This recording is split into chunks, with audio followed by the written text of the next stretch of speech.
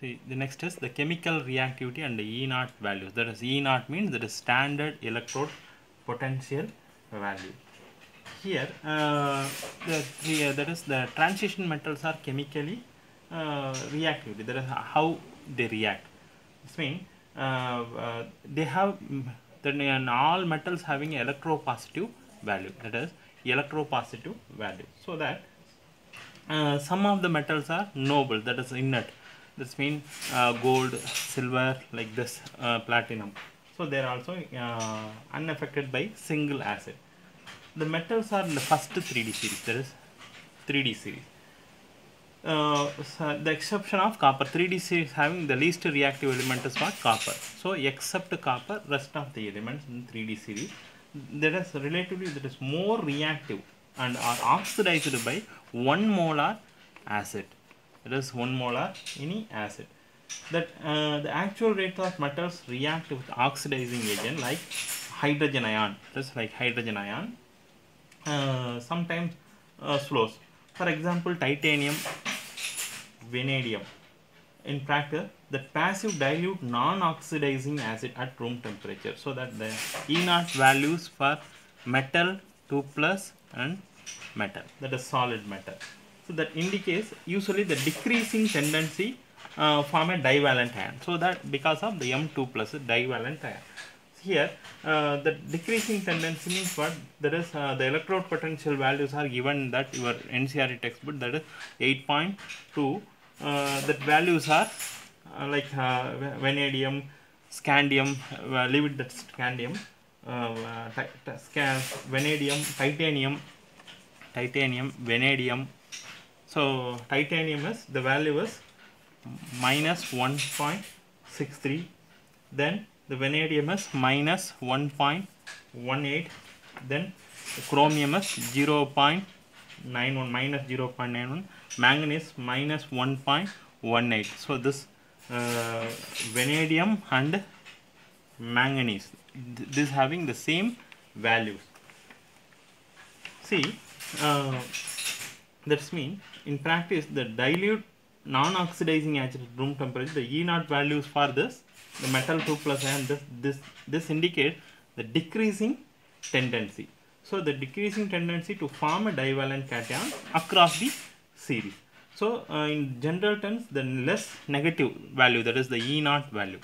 So standard electrode potential is values related to increase in the sum of the first and the second ionization enthalpies. Already we discussed that ionization enthalpy. See here, the nickel and zinc. Nickel and zinc are more reactive than the expected trend. That is because of completely filled. That is the half filled D subcells for manganese Mn2 plus, that having D5 configuration, this having D10 configuration.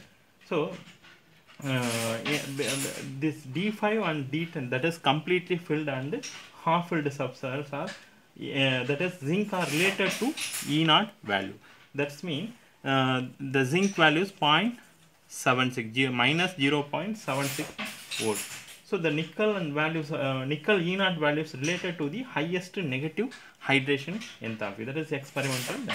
That usually that metal 3 plus and metal 2 plus. Already we discussed that metal 2 plus and metal, the solid metal. Here metal 3 plus and metal 2 plus.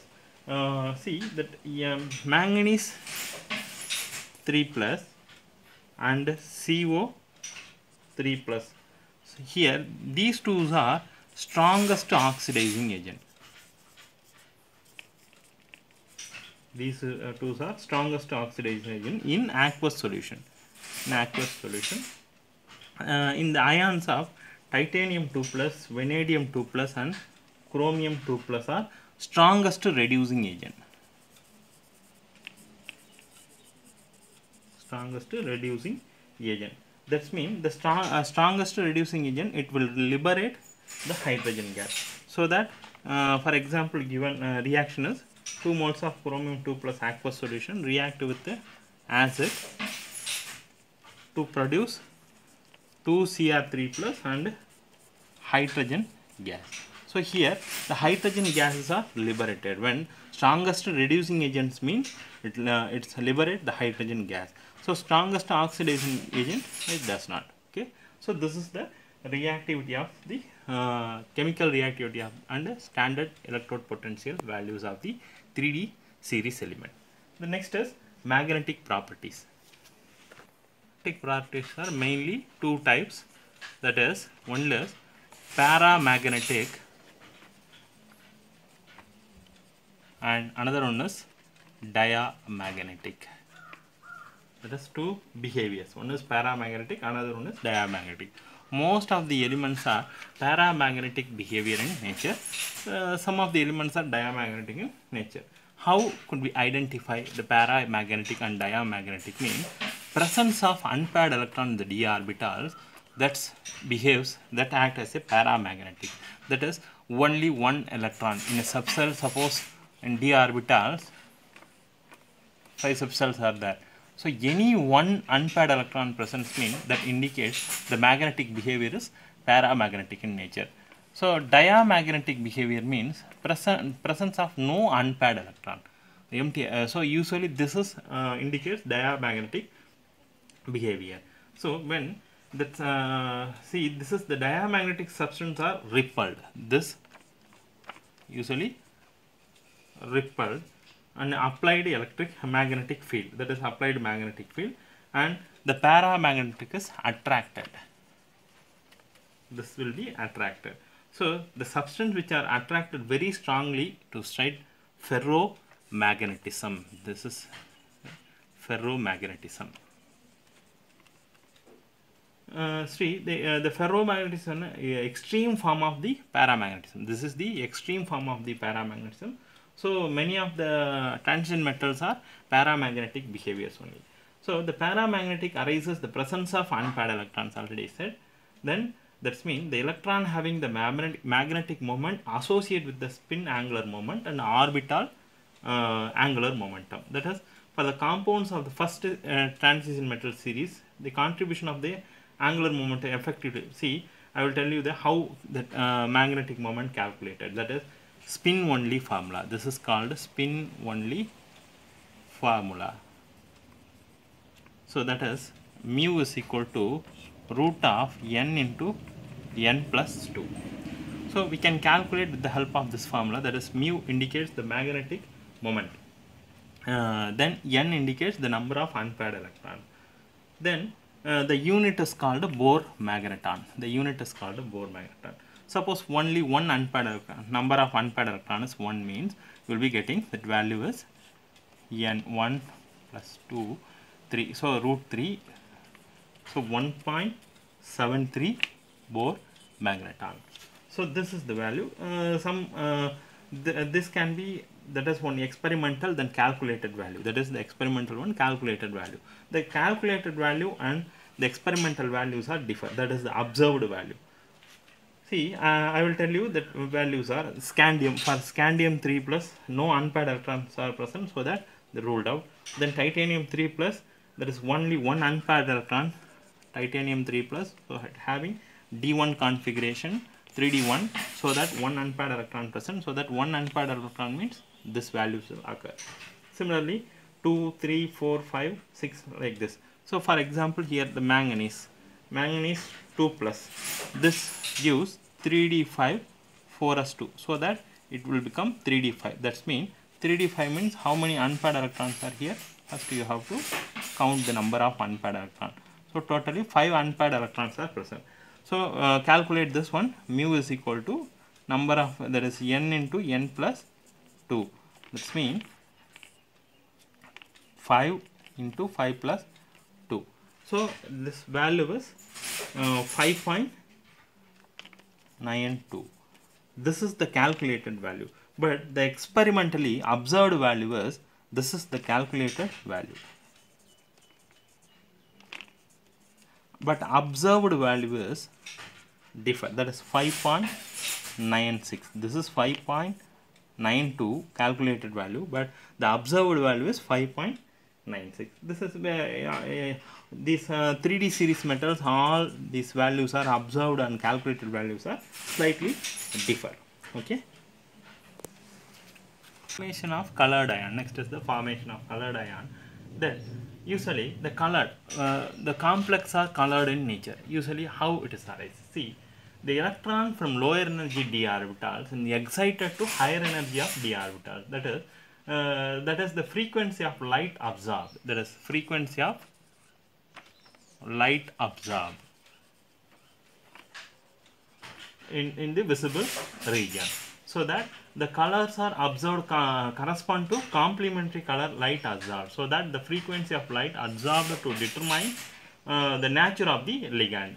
So in aqueous solution where water molecules are ligands, so the color of the ions that is observed are the that is for scandium 3 plus. You can take on trick. See, when presence of unpaired electron,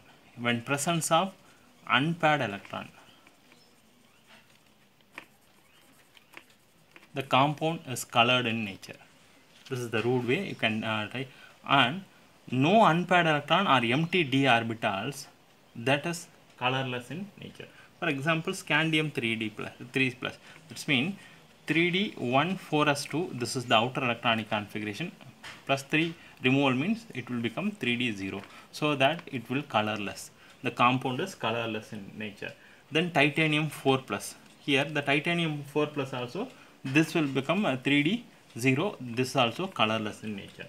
But in titanium 3 plus, look at the titanium 3 plus. The titanium 3 plus, this is 3d 1. So that d orbitals in subshell 1 unpaired electrons are present. So that it colored in nature. So that here this observed in purple color. Then vanadium 4 plus, vanadium 4 plus gives this is also 3d1 configuration. So it is blue in color. Vanadium 3 plus green in color, that is 3d2. Vanadium 3 plus 2 plus 3d3. So this is green, this is violet. So like this. Similarly, the chromium 3 plus 3d3. So 3d3 means it absorbed violet color. Then 3d4 in manganese 3 plus. So manganese 3 plus 3d5 4s1, sorry 4s2. This means it becomes 3d4. So the 3d4 presence of unpaired electron, so it will become violet in color. Yes, violet in color. Similarly, copper 2 plus means there is 3d9. It becomes blue in color. But look at zinc 3d10 for zinc 3d10 4s2. So here 3d10 d orbitals are completely filled. So it is colorless in nature. One completely filled d orbitals or empty d orbitals usually colorless in nature. This is the formations of colored complexes with this colored ion. Next is formations of complex compound. Formation of complex compounds. See, the complex compound, that is those which the metal atoms bind a number of anions or neutral ligands. That is, molecules gives a complex species with the characteristics properties. That is, for example, FeCN 6 times 3 minus FeCN 6 minus 4 minus, like this. Then Cu NH3 4 times 2 plus, like this. So this is the complex. Usually already we discussed in coordination chemistry. That means the transition metals forms a large number of complex compounds. So due to the comparatively of smaller size, that is here the metals are having a smaller size, the high ionic charge. So the availability of d orbitals for the bonding formation. So that usually the 3D series are that all the metal complexes, metal compounds, metal elements forms a complexes. So then catalytic property. So catalytic properties mean the activities, that is the transition metals known their catalytic activity. This activity is ascribed by the ability of adopt multiple oxidation. That's multiple oxidation number to form a complexes. For example, vanadium 5 plus. Vanadium 5 plus, that is vanadium 5 oxide. Vanadium 5 oxide that is in contact process. Finely divided ion, that is in Haber process, and nickel catalytic hydrogenation. Nickel catalytic hydrogenation reaction. These are the examples. So the catalysts are solid surface involved in the formation of bond between the reactant molecule and the atom. So surface of the catalyst, usually that first series of these elements, that is 3d and 4s orbitals are, that is electrons are bonding. That effect of increasing the concentration of the reactant at the catalyst surface and also weakening of the bonds, the reacting molecules, that is also because of the transition metals ions can change their oxidation state. So they become more effective at catalysts. For example, iron 3 catalyzes reaction between iodide and persulfate ion. So 2I minus persulfate ion S2O8, SO4 dimer form is called persulfate ion. So 2 minus 2 gives iodine 2SO4 2 minus. In the explanation of this catalytic equation, that action is 2Fe3 plus 2I minus gives 2Fe2 plus I2, that is reduces Fe3 plus 2 Fe2 plus, that is reduces. The next one, Fe2 plus S2O8 2 minus gives 2Fe3 plus, that is oxidizes 2SO4 2 minus. So this is the catalytic properties of this metal complexes. Then formation of the interstitial compound. Formation of the interstitial compounds. See, the interstitial compounds like this, see, in a packing,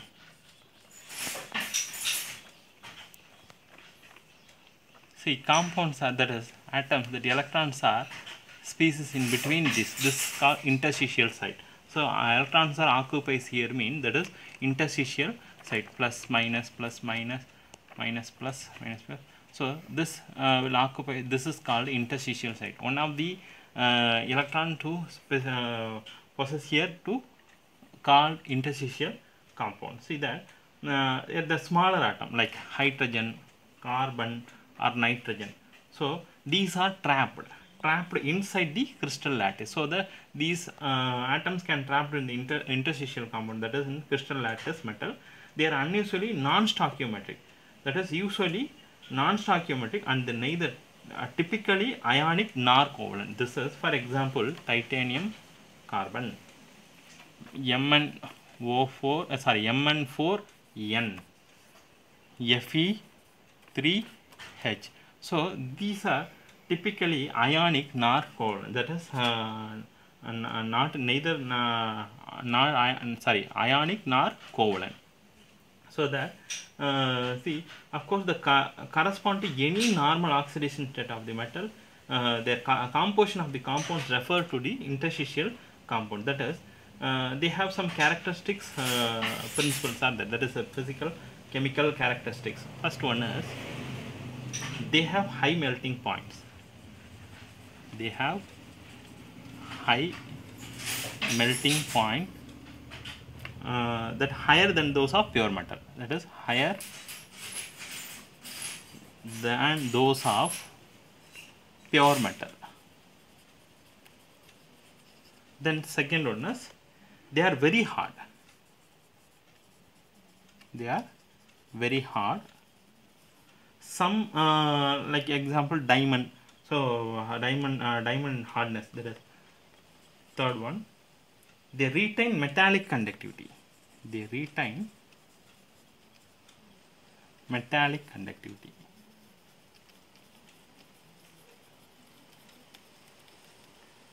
Then fourth one is they are chemically inert.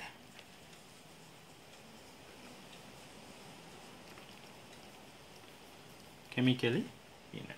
So this is the formations of interstitial compounds. Then alloy formation.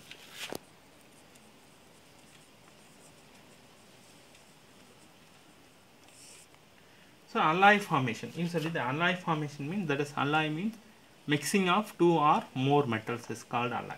So formation of alloy, that is alloy may be a homogeneous solid solution in which the terms of that is atom of one of the metal are distributed randomly among the atoms of the other. That means that such alloys are formed by atoms with the metallic radii that are within about 50%, 15%, about 15% of each other. That is because the similar radii and other characteristics of transition metals, alloys are readily formed by these metals. So these alloys are formed in hard and have often high melting point. So the best known ferrous alloys. So usually that ferrous alloys. The stainless steel. So these are the alloys. Then chromium, vanadium, tungsten, molybdenum, and manganese are used in the production of steels. There is stainless steel. So alloys transition metals with non-transition metal. One transition and non-transition metal. So transition metal that is which is brass, copper, and zinc. Cu and zinc. Bronze, copper, tin. Bronze, copper, tin. So these are the examples of the alloy formation. Okay, student. The next is some oxide compounds. That is some important compounds of transition element, that is oxide and oxo anions of metals. We will discuss later.